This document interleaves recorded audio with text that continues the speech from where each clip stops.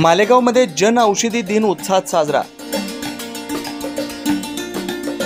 जिल्हा परिषद शाळेतल्या विद्यार्थ्यांना वाटप करण्यात आले शैक्षणिक साहित्य।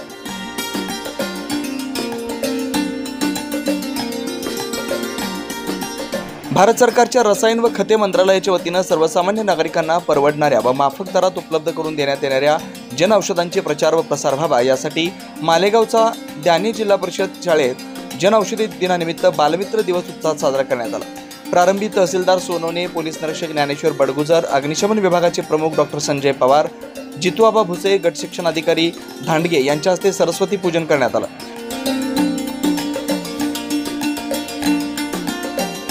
नोडल अधिकारी शिवम पाटील यांनी मान्यवरांचे स्वागत केलं।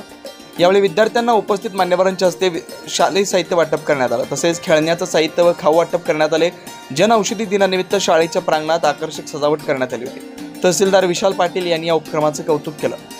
माझा सांगण्याचा उद्देश हाच आहे की जन औषधी काय किंवा आपण जो कार्यक्रम आता आयोजित करतोय, तर आयोजकांना पण एक विनंती राहील की हे त्यांना समजेल अशा स्वरूपात थोडं अवेअरनेस त्यांच्याकडून करून घ्यावा की पालकांना त्याचा कसा फायदा होईल। कारण आजकाल डायबिटीज असेल, बीपी असेल, प्रत्येक घरात त्याने शिरकाव केलेला आहे आणि जे भारतात साधारण 30 ते 40% पॉप्युलेशन हे डायबिटिक आहे किंवा डायबिटीसच्या उंबरठ्यावर आहे। तर अशा पॉप्युलेशनसाठी, अशा लोकांसाठी आपल्याला औषधी या गरजेच्या असतात डायबिटीज किंवा बीपी कंट्रोल करण्यासाठी। त्यासाठीचा खर्च हा खूप जास्त आहे आणि प्रधानमंत्री जनऔषधी जे केंद्र आहे त्याच्या माध्यमातून त्याचा जास्तीत जास्त लाभ आपल्या पालकांपर्यंत किंवा आपल्या कुटुंबियांपर्यंत कसा पोहोचवता येईल यासाठी एक खूप चांगलं असं माध्यम म्हणजे जनऔषधी केंद्र आहे आणि याचा लाभ कसा घ्यावा, कसा घेता येईल याबाबत विद्यार्थ्यांना शिक्षकांमार्फत म्हणा किंवा आयोजकांमार्फत त्यांना सांगणं गरजेचं वाटतं मला। ते सांगितलं जावं आणि या जनऔषधी केंद्रामार्फत जे काही विद्यार्थ्यांसाठी वस्तूंचं दिल्या जात आहेत, विद्यार्थी तर खुश आहेतच, पण त्यांच्यापर्यंत अवेअरनेस अजून पोहोचावा, त्यांच्यामार्फत त्यांच्या पालकांपर्यंत पोहोचावा। आपला जो उद्देश आहे तो सफल होणं फार गरजेचं आहे आणि तो सफल व्हावा यासाठी मी खूप खूप शुभेच्छा देतो। आयोजकांनी मला इथं बोलवलं, यथोचित सन्मान केला, त्याबद्दल मी आयोजकांचे आभार व्यक्त करतो आणि माझे 2 शब्द थांबवतो। धन्यवाद। यावेळी सर्वसामान्य नागरिकांना माफक दरात मिळणाऱ्या जनऔषध वापरण्याचं आवाहन नोडल अधिकारी शिवम पाटील यांनी केलं। जन औषधी सर्वसामान्य नागरिकांसाठी वरदान असल्याची प्रतिक्रिया उपस्थित मान्यवरांनी व्यक्त केली। 2025 या रोजी जिल्हा परिषद मराठी शाळा त्याने येथे आपण बालमित्र दिवस याचं सेलिब्रेशन केलेलं आहे। बालमित्र दिवस का साजरा करावा, कारण की जिल्हा परिषद शाळेतील जे विद्यार्थी आहेत त्यांना शालेय साहित्याचं वाटप करण्यात आलेलं आहे।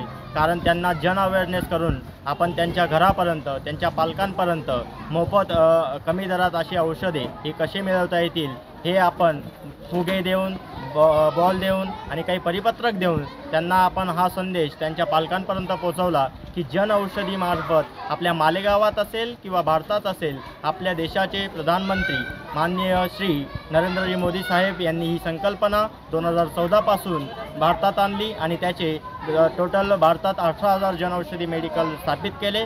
गरजू लोकांना चांगल्या दरात, कमी दरात चांगली औषधे कशी मिळवता येतील याचा हा सप्ताह 1 मार्च 2025 पासून तर 7 मार्च 2025 पर्यंत नियोजित करण्यात आलेला आहे। धन्यवाद।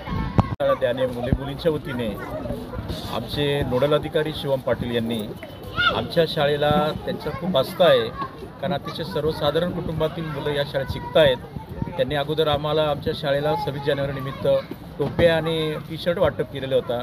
परत त्यांनी सांगितलं होतं की मी तुमच्या शाळेमध्ये मोठा भव्य दिव्य असा कार्यक्रम आयोजन करतो।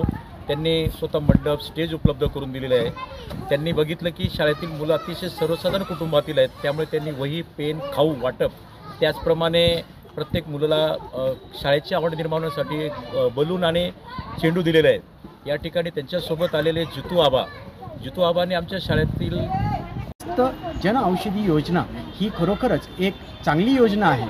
पूर्वी सर्वसामान्यांच्या आटोकात आजार आल्यानंतर त्याच्यावर इलाज करणं सहज साध्य होत नव्हतं आणि प्रसंगी मृत्यूसुद्धा या औषध न मिळाल्यामुळे होत होतं। पण सन्माननीय पंतप्रधान माननीय मोदी साहेब यांच्या संकल्पनेतून कोणताही व्यक्ती औषधांमुळे मरायला नको किंवा मृत्यू व्हायला नको याची कल्पना घेऊन 2008 साली सुरू झालेली योजना पुन्हा 2014 साली त्यांनी अंमलात आणली आणि 23 एप्रिल 2018 पासून प्रभावीपणे त्याची अंमलबजावणी करण्याचं नियोजन केलं आणि त्याच्या अंतर्गत हा जो कार्यक्रम आहे हा गावागावात पोचतो आहे. खरोखरच आज सर्वसामान्य माणसांना जे 3000ची औषधं ही अवघ्या 300 रुपयात मिळायला लागली, हे पंतप्रधान मोदी साहेबांचं आणि भारत सरकारचं यशस्वी कार्यक्रम आहे. याच्यात महाराष्ट्र शासनाने सुद्धा योग्य पद्धतीने कारवाई करून त्या पद्धतीच्या औषधालय उपलब्ध करून देण्याचा संकल्प केलेला आहे. याबद्दल केंद्र सरकार आणि राज्य सरकार यांचं आभार मानतो. त्याच पद्धतीने आमच्याकडे